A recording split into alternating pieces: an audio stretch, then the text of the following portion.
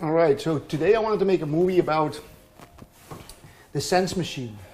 And it was inspired by Aug Tellez, a guy I discovered the day before yesterday on, I think it was Full Disclosure Now or something.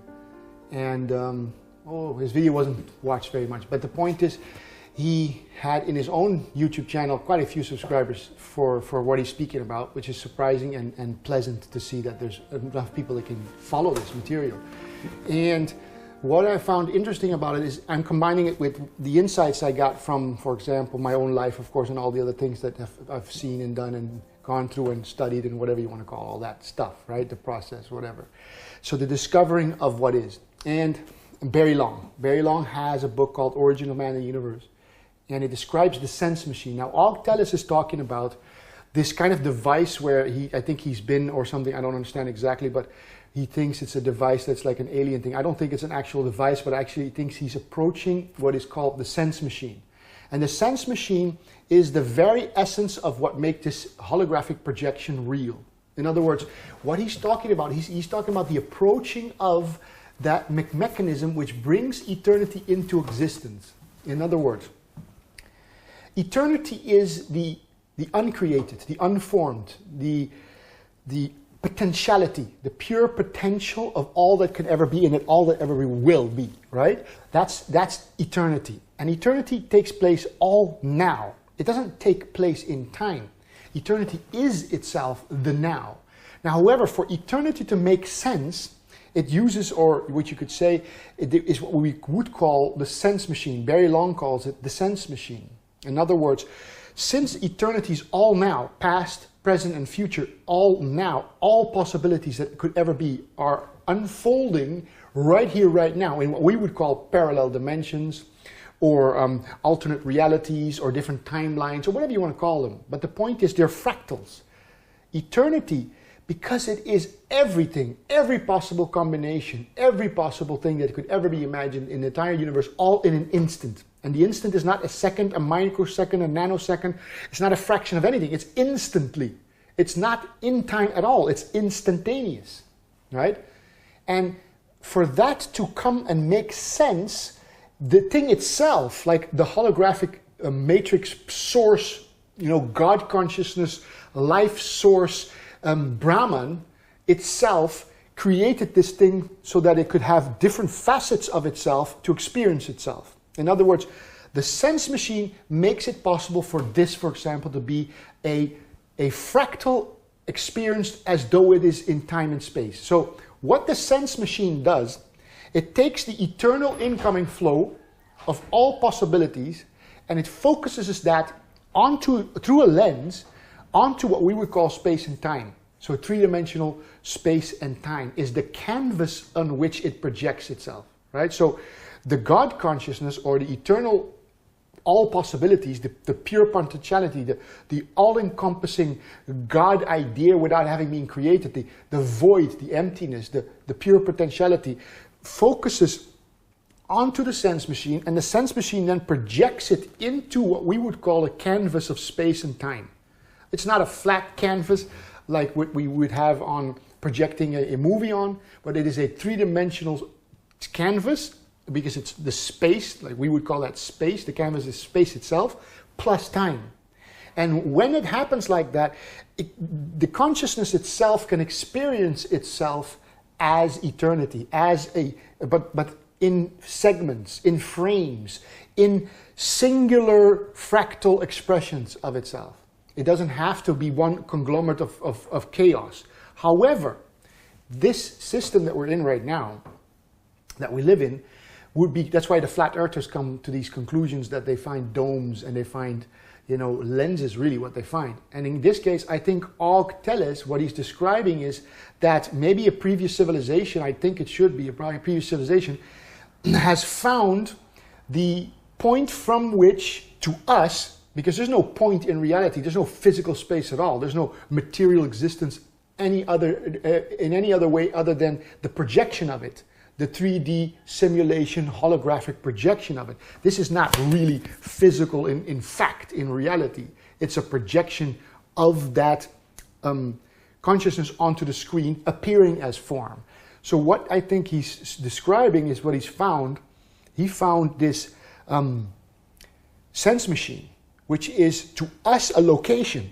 And then when he approaches, or when people are approaching that sense machine, what happens is, instead of being at the right distance from the canvas, where there is focus, where there is one single screen unfolding seemingly in time, because it is the time-space 3D holographic projection is at the right distance from the lens, that it looks like what's here. For me, there's no fluctuations right now.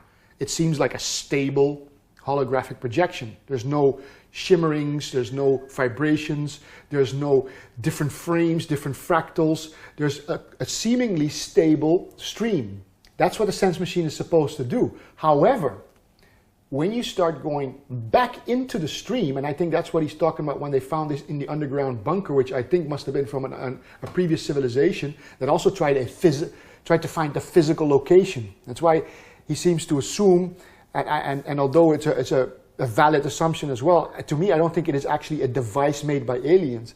It is seen to be like that, like a machine that makes time and stitches consciousness together with physicality, like he describes it as like the molecular structure of the universe. But that's just holographic particles being stitched together with the being, or knowing, or the conscious element, which is the knowing element.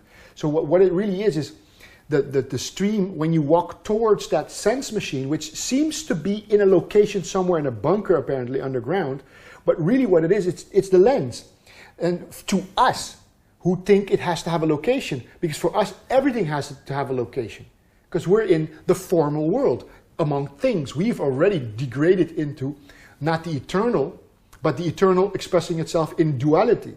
So in duality, yes, there must be a location for that thing, like a machine, like an alien device, to be somewhere in space and time, because we only understand space and time. But it's not really a thing probably made by anything. It is the sense machine itself. And then when you walk towards this sense machine, like they say they do, the children and whatever went in there, I don't know exactly what happened and how he got there. But the point is, whoever walks towards this focal point where eternity, which is now, is projecting all the fractal possibilities that could ever be in this moment, and then sorts them out and allows for the evolving intelligences which we are, like seemingly, to perceive only one single frame-like structure by a time. But when you walk into that stream, everything starts to shimmer and shift. The whole thing starts to fall apart. You start to get fractal realities, different time zones, different dimensions, and everything starts to fall apart, falter, alter, shimmer, shiver, crack up, fractalize, whatever you want to call it. The point is, you're walking into a stream which is no longer focused on the screen, right? You're walking into this beam of projected all possibilities of eternity itself, like boom, this blast of eternity with all time and all options and all space and all form and every variation of it. And you're going into it, and the first thing you encounter is your own fractality, because there is an infinite amount of timeline dimensions that is actually linked to your particular stream. You're not even experiencing the trillions of streams. You're just first starting to experience like infinite fractals of your own stream, and that already is for most people obliterating, because the coherency of our understanding of this world comes from this whole, stability factor, that you're at the right distance from the lens. But when you're not at the right distance from the lens and you're walking towards the sense machine, the whole thing starts to go. And this is exactly what I said about the flat earthers. The flat earthers, they still believe there is an actual thing here. Like there's a real physical plane here. And of course they can't really describe what it would be outside. They say the water is above the dome, and they explain that outside of the lens it's not space but water, and whatever, it doesn't really matter. They say, in Russia they drilled down into the ground and they couldn't go beyond, I think it's like 12 kilometers or whatever it was. They couldn't go any deeper because it just hit rock solid. And no matter what they did, they just kept breaking drill after drill. Same thing when they tried to go into outer space, right? They just hit the dome, they just hit the lens. They never gone anywhere.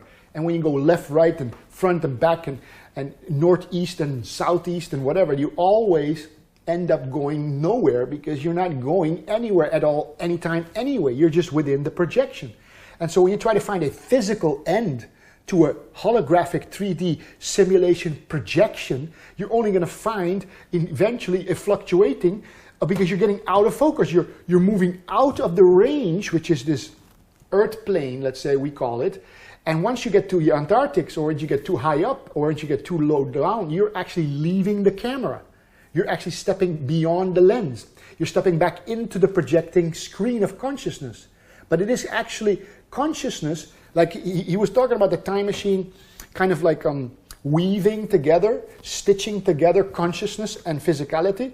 Well, yes, it could be explained like that. It's a very accurate way of explaining it.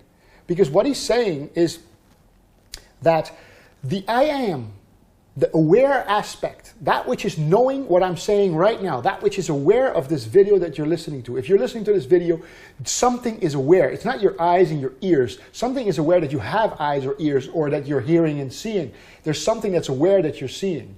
That awareness is the almighty God principle itself. It's not your awareness. It's not my awareness. Every animal, everything that's in the entire universe, whether it's reptilian or anything else, it doesn't matter what it is, whether it's a demon or an interdimensional being or a god or whatever you want to call all these things, angels and things like that. The fact is, anything that is aware is this principle of awareness. And this principle is itself the entire universe. This is Brahman. This is the ultimate. This is God. This is whatever you want to call it. This is the eternity itself, the aware aspect.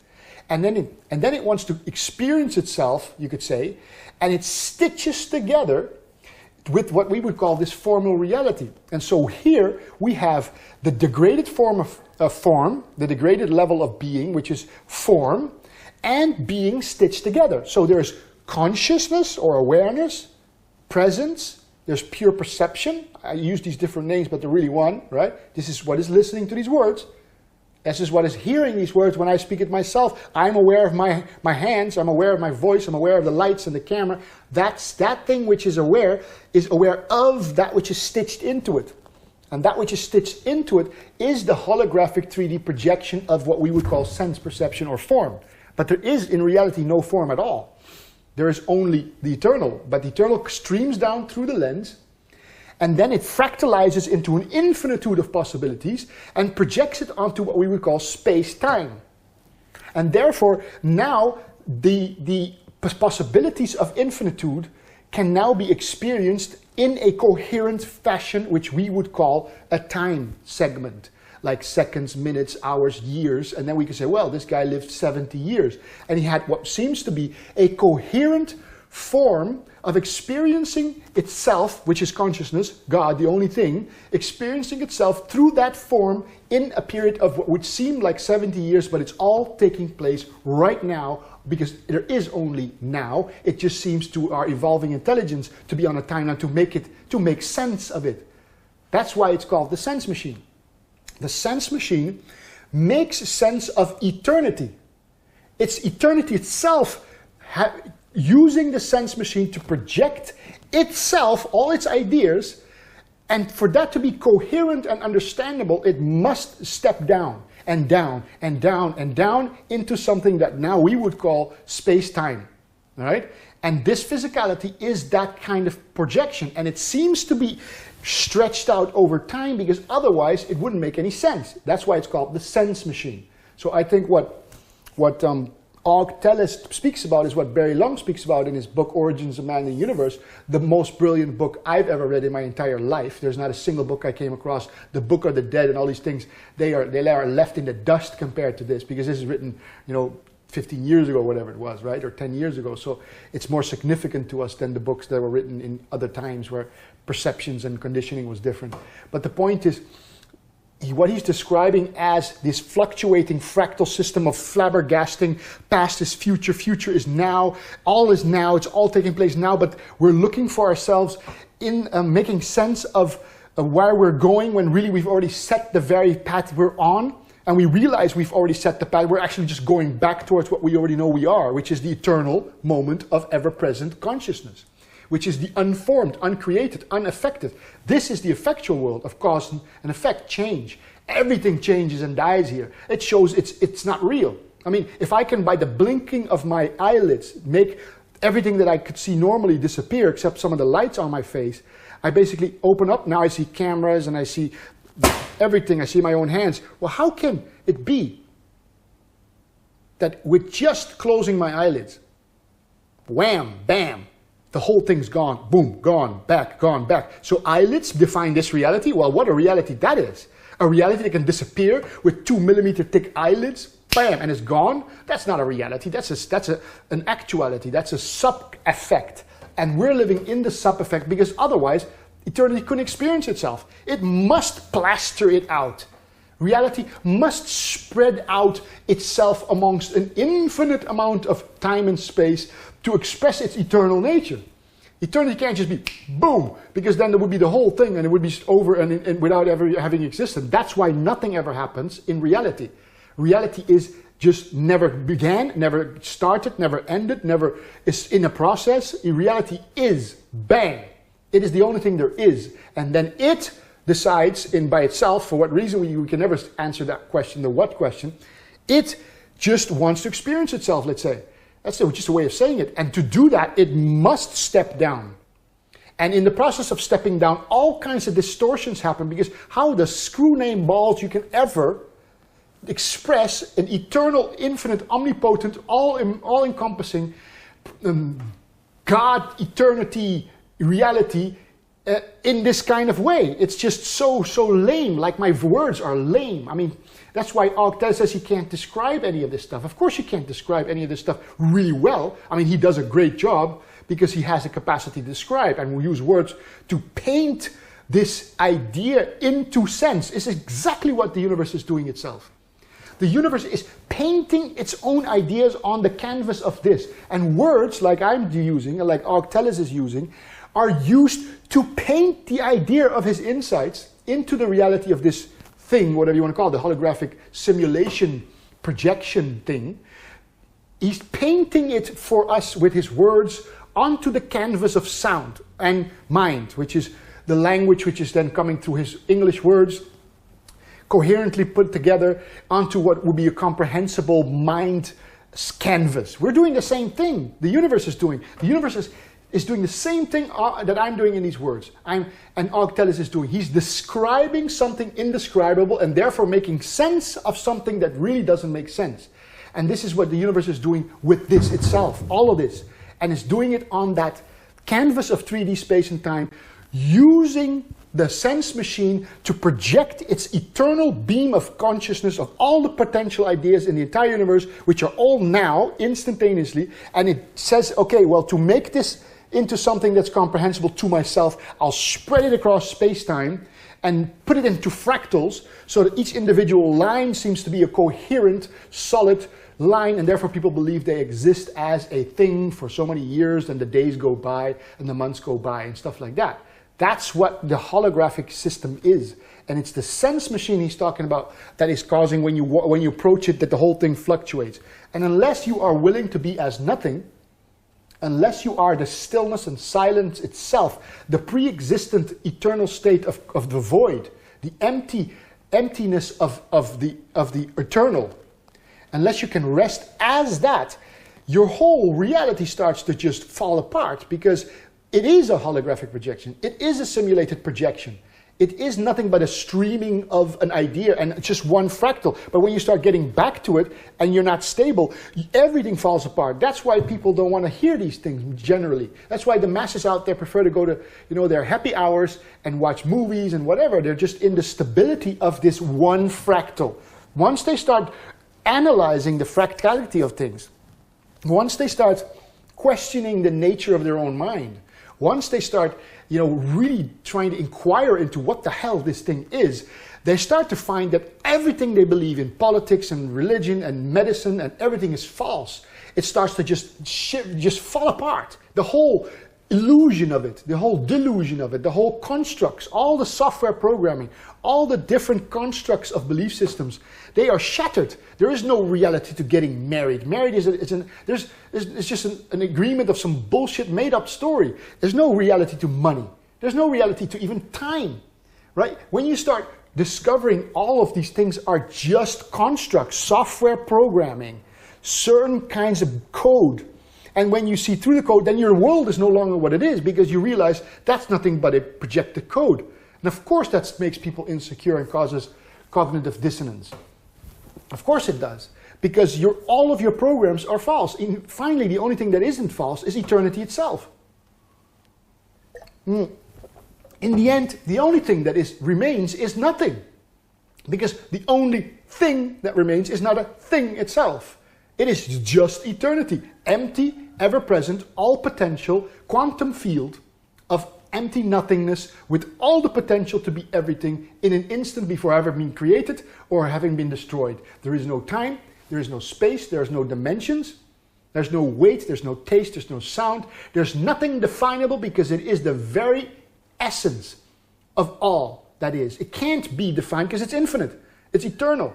It can't be bound to time or form, because once you separate out one form, you have duality. It's not in duality, it's already here, and it's here right now. It's the only thing there is, but then it wants to experience itself.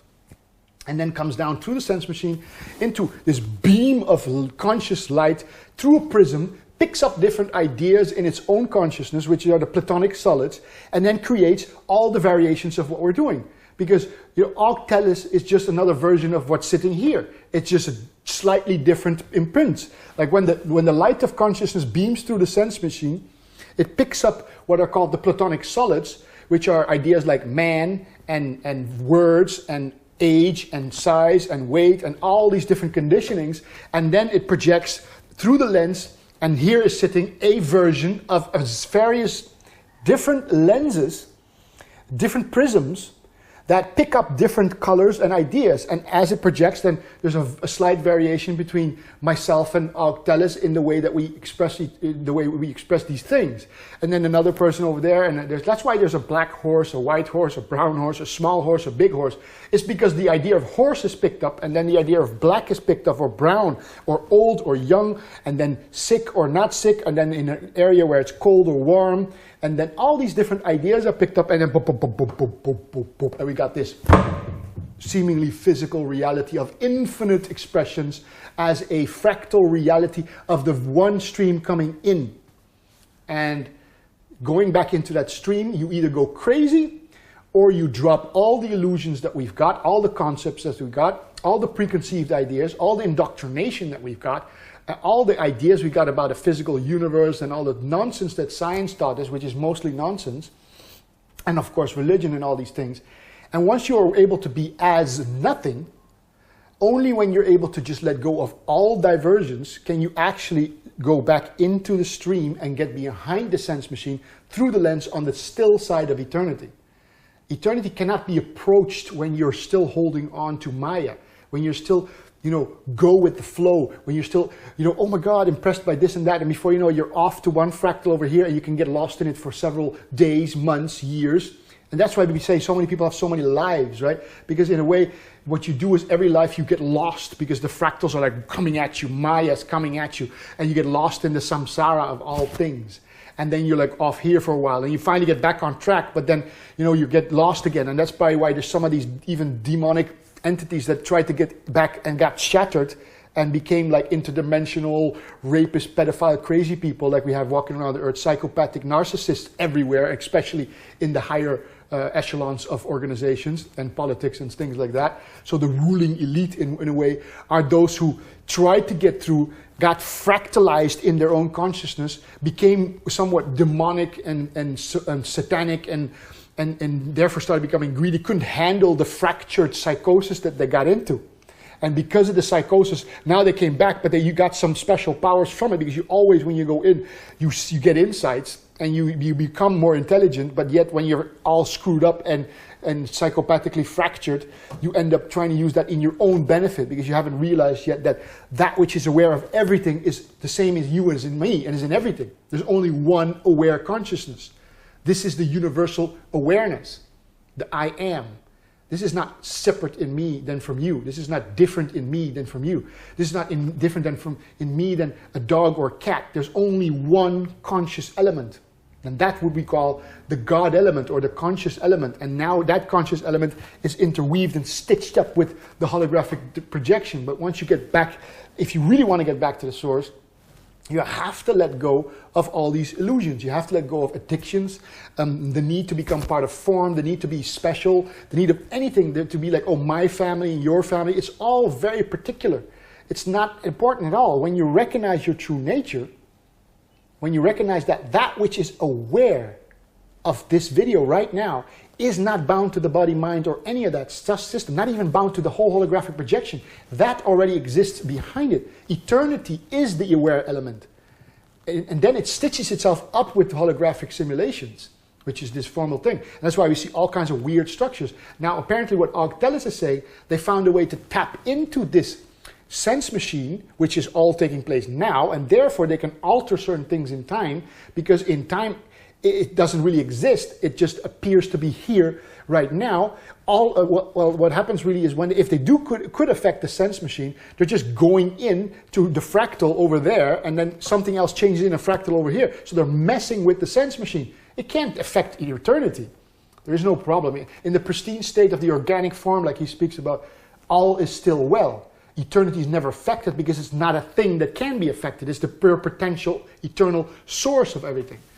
So anyway, I don't usually make these long videos, and now I'm over at like 26 minutes. But I guess, these things, you have to do what Aug Tellez does as well. You just keep talking about things. You just keep repeating the same thing over and over. Why? Because we've been so indoctrinated with time, space, and all the rubbish, we can't imagine anything else, and we get stuck in these things, and we have to actually undo it by repetition. We have to actually be told over and over, so kind of like sink the point deep down. So that's basically the idea. For now, I wanted to talk about that sense machine. Read The Origin of Man and the Universe, and I want to thank Aug Tellez. I mean, I love the way he speaks. I love listening to a guy who is able to just pour out like that with an unstoppable capacity to put it all together as much as possible, because words are just paint. He's painting on a canvas with words, which is our mind. This cognitive capacity to coherently put together words and actually grasp the concepts. And therefore, he's pointing back towards reality. This is what we do with these videos. All of us that are talking about these things. We're actually artists that don't paint just to convey something else. We convey reality. We kind of like draw a sign that points back to eternity. Like, you're not you're not this formal world. You're not the physical. You're not the mind. You're not any of the fractal forms. You are actually authentically behind it. You are eternity itself. And we use words to paint the way back home. We're artists in a way, artists that paint back the direction of finding home again. So you don't get through the maze and the labyrinth of this fractal, shimmering, crazy system of Maya. We actually say, don't go there, it's over there. And then no, don't look there, that's not real, go there. So we're actually just pointing the way home, and it's beautiful to see people who can speak and use words to do that, to actually describe the indescribable in such a way that it makes sense, and then you can rest and remain and return to that silent place of still emptiness within. And this is the place where you don't have to force yourself through the holographic maze into the stream, through the fractals, but you actually just drop right through. In other words, you become so still that fractals they're just too gross to be affecting you. This is why stillness is the way. This is why real meditation and all these things are actually the only way. The only way is to not get identified at any of the distractions that come your way, to actually sink right through into the still silence, so that the bigger vibrations of the downcoming stream of eternity through the sense machine is no longer distracting you at any point. No matter how subtle the vibration is, you just go in and you just end up, suddenly you find yourself behind it. And then you might be pulled back, and for a while you might be going back, but enlightenment or liberation in a way only is the description of being no longer bombarded by all these fractal, temporal time streams that are pushing you back into existence, but you're actually there and here, and you're no longer, you can be in both places at once without being pushed back by it and not being there consciously. So to be conscious of the lens behind the camera, and I'm making this motion because behind this camera, it's like this GoPro that's right here, I can get behind it like that. And only by getting behind the GoPro let's say, behind the lens. I am then in eternity consciously. I know my true nature as being the conscious eternal essence of the universe, the knowing being aspect of the universe, and I'm still in this particular fractal timeline because that is just the way Brahman experiences itself through the quadrillions of possibilities. And I'm just this body, I'm saying, not the I am, but this body is just one of its apertures through which it looks, one of its fractal camera positions through which it wants to experience itself for fun. I mean, in a way, like it's just a game. It's not really necessarily aliens that are screwing around and wanted to keep us trapped in a prison planet. It's more that the people that are trying to figure it out and got screwed up as psychotic narcissists that are now trying to screw things up, which are the ruling, whatever you call them, elite Illuminati, people that are all ruling and want to, you know, manipulate everything. That's because they haven't found their true nature. They're not in eternity. They're still in the I service the self level of, oh my God, I figured this out. Now how can I use it to make my life better and richer and more controlling and power over others because I found this thing, let's keep it to myself and let's hide everything and I use it to my own benefit, because they don't understand yet that there is only one. There's only one behind the fractal. It's like the kaleidoscope, I think it's called, where you put, and you see all these things. It's just one thing you're seeing, but you're seeing, you know, eternal, infinite fractalities of it. We're all that. We're all the one. Everything is the one. The trees are, everything is one. It's just projected. We're just one kaleidoscope. Like we're one holographic simulation called Earth, and it's just a kaleidoscope. And it's just this thing, all these bodies. It's just a very advanced kaleidoscope compared to the one we used to have as kids. So to get back behind the original, to the original, which you already are there. You don't have to go there because you are it. But we've just been so identified with form that we think we're the form and we're not there. But the actual process is to be so still that you know you're there consciously while being here as this particular time stream onto space-time holographic simulation 3D projection stuff, which we call the world, the physical world, which is not physical, it's a holographic projection. Anyway, repeating myself, I hope it helps. Thank you for Aug Tellez for all the things you come out with. It's insightful to see it from a different perspective. I really appreciate it. And of course Barry Long, which now is deceased, but which was a brilliant man, and his books are available. I would definitely, you know, really say to everybody, if you can read The Origins of Man in the Universe by Barry Long, Australian writer, guru, master, teacher, a brilliant man who got behind the lens, who actually went back behind into eternity and now describes it in ways that I don't even come close to describing it. But if you want to read the book, I highly, highly, highly recommend it. The Origins of Man in the Universe by Barry Long. So yes, I hope you enjoy the video. I hope it gives you some insight, and I'll leave it at that for now.